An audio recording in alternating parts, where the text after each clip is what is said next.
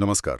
आज हम बात करने वाले हैं रेबेका यारोस की एम्पेरियन सीरीज की तीसरी किताब ऑनिक्स स्टॉर्म के बारे में। बिल्कुल। हमारे पास इसकी एक शुरुआती समीक्षा है और जो लोग इस सीरीज को फॉलो कर रहे हैं वो तो जानते ही हैं कि आयरन फ्लेम का अंत किस जबरदस्त मोड़ पर हुआ था। हाँ, बहुत ही जबरदस्त। उम्मीदें बहुत ज्यादा हैं। तो आज हम इसी समीक्षा के जरिए ये समझने की कोशिश करेंगे कि क्या ये नई किताब उस रोमांच को, उस उम्मीद को आगे बढ़ाती है। और हमारे पास जो स्रोत है वो तो साफ कहता है कि अगर कोई एक्शन से भरपूर, इमोशनल और रिश्तों की गहराई में उतरने वाली फैंटेसी कहानी चाहता है तो ये किताब उनके लिए है। हाँ, ये निराश नहीं करेगी।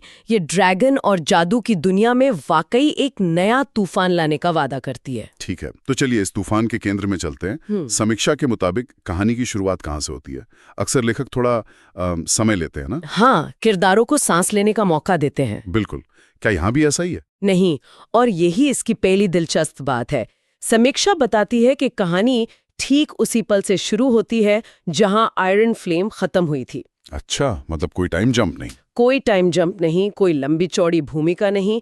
पाठकों को सीधा उस तनाव और वो जो अनिश्चितता का माहौल था उसी में वापस फेंक दिया जाता है। ये तो बहुत स्मार्ट मूव है। वो एजेंसी बनी रहती है। बिल्कुल। तो इंतजार का फल तुरंत मिल जाता है। तो फिर कहानी की पृष्ठभूमि क्या है? दुनिया किस हाल में? हालात बहुत गंभीर हैं। समीक्षा के मुताबिक पूरी दुनिया एक विनाशकारी युद्ध के मुहाने पर खड़ी है। कोई छोटी मोटी लड़ाई नहीं? नहीं, बिल्कुल नहीं। एक ऐसा संघर्ष जो सब कुछ बदल सकता है, और इसके केंद्र में है वैनिन। यानी वो अंधेरे जादूगर। हाँ, जो अपनी ताकत के लिए जमीन से ही जीवन ऊर्जा खींचते हैं। उनकी ताकत अब कोई अफवाह नहीं है, वो खुलकर सामने आ रहे हैं और लगातार बढ़ रहे हैं। और हमारे मुख्य किरदार वायलेट और जेंडर, वो इस सब के बीच कहाँ हैं? वो इस तूफान के ठीक बीच में हैं। उन्हें ऐसे मुश्किल फैसले लेने पड़ रहे हैं जो न सिर्फ उनकी बल्कि शायद पूरी दुनिया की किस्मत तय करेंगे। और यहीं पे ड्रैगन्स का रोल भी आता होगा। हाँ, और कहानी का ये एक बहुत अहम हिस्सा है। मुझे हमेशा एक सवाल आता है जब ड्रैगन्स की बात होती है। कई फैंटेसी कहानियों में ड्रैगन्स बस एक शानदार सवारी या हथियार बनकर रह जाते हैं। सही सवाल है। क्या यहाँ भी ऐसा ही है या उनकी भूमिका ज्यादा गहरी है? नहीं, और समीक्षा इस पर काफी जोर देती है। इस किताब में ड्रैगन सिर्फ हथियार नहीं है, उनकी अपनी राजनीति है, उनके अपने नियम हैं, उनके अपने इरादे हैं। मतलब वो इंसानों से अलग भी सोच सकते हैं? बिल्कुल। वो कहानी में एक तीसरी ताकत के रूप में उभरते हैं, और ये वर्ल्ड बिल्डिंग कहानी को सिर्फ गहरा नहीं बनाती बल्कि एक संकेत भी देती है कि शायद भविष्य में ड्रैगन्स की आपसी राजनीति ही इस युद्ध का रुख तय करे। वाह! तो ड्रैगन सिर्फ उड़ने वाले हथियार नहीं बल्कि उनकी अपनी एक तरह से संसद है। हाँ, कह सकते हैं। ये तो कहानी को बिल्कुल अलग लेवल पे ले जाता है। और किताब का जो शीर्षक है ऑनिक्स स्टॉर्म, इसका क्या मतलब है? ये सिर्फ एक आकर्षक नाम नहीं है, ये कहानी का एक केंद्रीय तत्व है। समीक्षा में जिक्र है कि ये एक प्राचीन विनाशकारी काले जादू का नाम है जिसमें दुनिया को मिटाने की ताकत है। हाँ, और यही कहानी के मूल टकराव को सामने लाता है। ये सिर्फ अच्छाई और बुराई की लड़ाई नहीं है। तो फिर क्या है? ये प्रेम, कर्तव्य और बलिदान के बीच का एक बेहद निजी संघर्ष है। किरदारों को लगातार चुनना पड़ता है कि वो किसे बचाएंगे, अपने प्यार को, अपने कर्तव्य को, या फिर खुद को कुर्बान कर देंगे। बिल्कुल। तो जाहिर है कि दांव बहुत ऊंचे हैं, लेकिन किसी भी कहानी में बड़े दांव तभी असरदार होते हैं जब हमें किरदारों की परवाह हो। तो समीक्षा के मुताबिक इस किताब की असली ताकत क्या है? इसकी असली ताकत इसके इमोशनल कोर में है, खासकर वायलेट और जेंडर के रिश्ते में। अच्छा। समीक्षा कहती हैं कि उनका रिश्ता इस बार ज्यादा मैच्योर और इंटेंस दिखाई देता है। ये सिर्फ वो शुरुआती आकर्षण वाला जुनून नहीं है, बल्कि एक ऐसा गहरा संबंध है जिसे परखा जा रहा है। हाँ, युद्ध और धोखे की आग में परखा जा रहा है। ये दिलचस्प है क्योंकि अक्सर ऐसी एक्शन पैक्ड कहानियों में रोमांस या तो पीछे छूट जाता है या फिर कहानी में एक रुकावट जैसा लगता है। यहाँ ऐसा नहीं है, क्योंकि यहाँ उनका संघर्ष सिर्फ बाहरी दुश्मनों से नहीं है। समीक्षा साफ कहती है कि वो अपने अंदर के राक्षसों से भी लड़ रहे हैं। अपने अतीत का बोझ, अपना डर, अपनी असुरक्षाएं। जेंडर ने जो कुछ किया है और वायलेट ने जो राज जाने हैं वो उनके बीच एक खाई पैदा करते हैं। तो उनका एक दूसरे पर भरोसा करना ही उनकी सबसे बड़ी लड़ाई है। बिल्कुल। और यही आंतरिक संघर्ष उनके रिश्ते को बहुत ज्यादा वास्तविक बना देता है, और पाठक उनसे और भी गहराई से जुड़ पाते हैं। हाँ। तो किरदारों की भावनात्मक यात्रा कहानी के एक्शन के साथ साथ चलती है और वर्ल्ड बिल्डिंग की बात हमने की, खासकर ड्रैगन्स के बारे में। क्या इसके अलावा भी दुनिया को और विस्तार दिया गया है? हाँ, बहुत ज्यादा। समीक्षा में ड्रैगन वर्ल्ड बिल्डिंग की काफी तारीफ की गई है। हमें ड्रैगन्स के समाज, उनकी शक्तियों के नियम और उनकी तारीख के बारे में बहुत कुछ जानने को मिलता है। तो दुनिया और ज्यादा विश्वसनीय लगती है। हाँ, और जटिल भी। आप महसूस कर सकते हैं कि ये दुनिया कितनी पुरानी है और इसकी परतें कितनी गहरी हैं। ये सिर्फ कहानी की पृष्ठभूमि नहीं है, बल्कि अपने आप में एक किरदार है। जब दुनिया इतनी बड़ी और जटिल हो तो कहानी की रफ्तार अक्सर धीमी पड़ जाती है ना? हाँ, अक्सर ऐसा होता है। लेकिन मैंने सुना है कि इस किताब के साथ ऐसा नहीं है। बिल्कुल नहीं। समीक्षा के मुताबिक इसकी रफ्तार बहुत तेज है।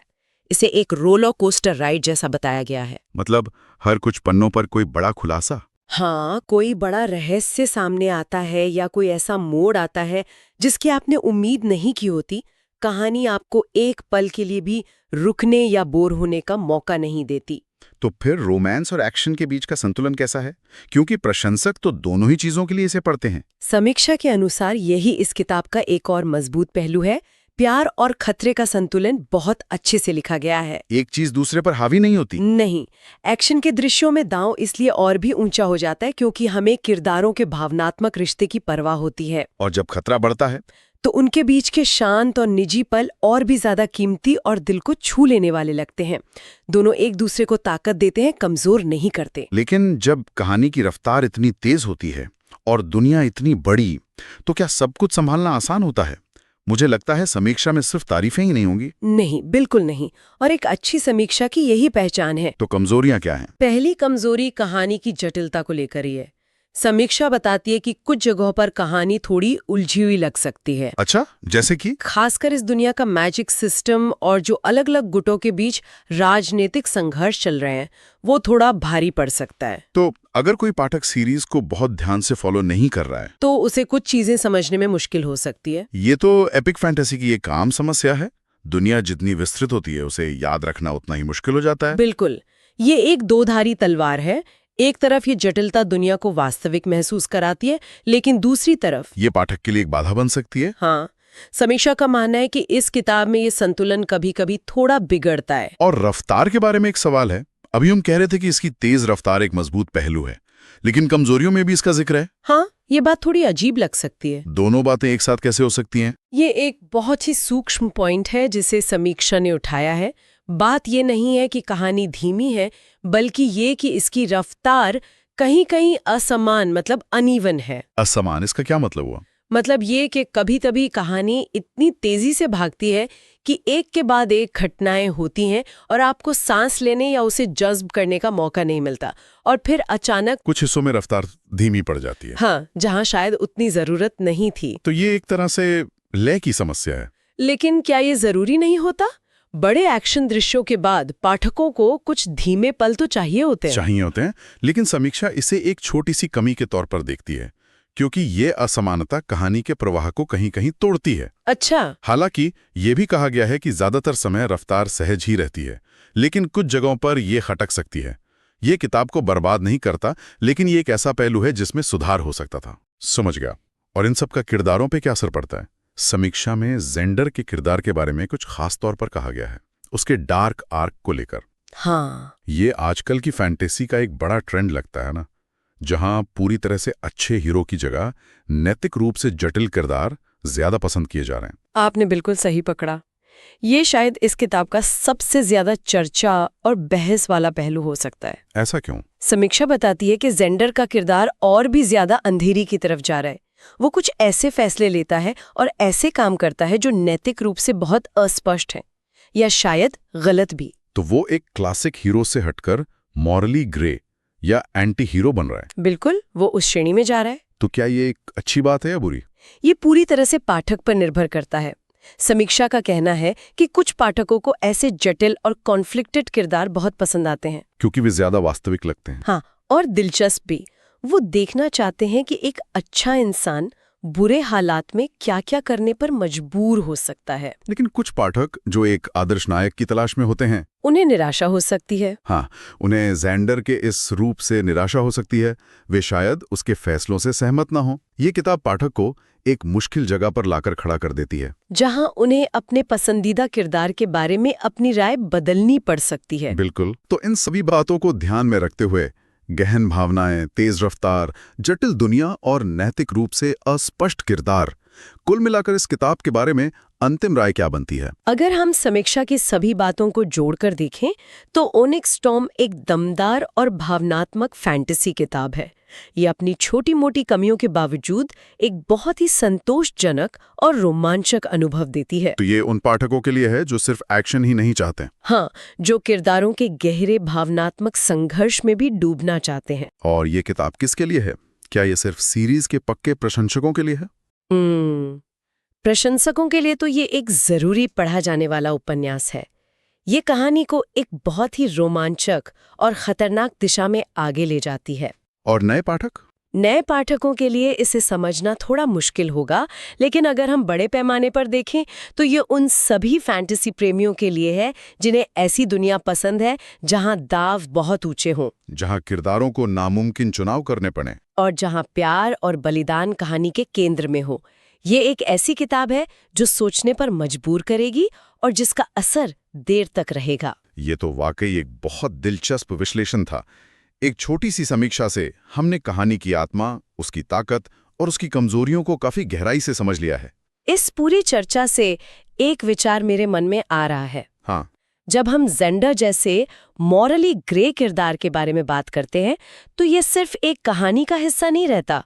ये पाठक से एक सवाल पूछता है। किस तरह का सवाल? सवाल ये है कि किसी बड़े लक्ष्य को हासिल करने या किसी अपने को बचाने के लिए उठाए गए नैतिक रूप से गलत कदम, वो कहाँ तक जायज है? क्या अंत हमेशा साधनों को सही ठहराता है? बिल्कुल। और एक पाठक के तौर पर हम ऐसे किरदारों से किस हद तक सहानुभूति रख सकते हैं, इससे पहले कि हम उन्हें खलनायक मानना शुरू कर दें? मतलब हमारी अपनी नैतिकता की सीमा कहाँ पर है? हम कब तक किसी किरदार के गलत कामों को नजरअंदाज कर सकते हैं सिर्फ इसलिए कि हम उसके मकसद को समझते हैं? हाँ, बिल्कुल। ये एक ऐसा विचार है जिस पर इस किताब को पढ़ने के बाद देर तक सोचा जा सकता है। और शायद यही अच्छी फैंटेसी की सबसे बड़ी पहचान है। सही कहा। यह हमें सिर्फ ड्रैगन और जादू की दुनिया से नहीं मिलाती, बल्कि हमें अपनी दुनिया और अपने अंदर की नैतिकता के बारे में भी सोचने पर मजबूर करती है।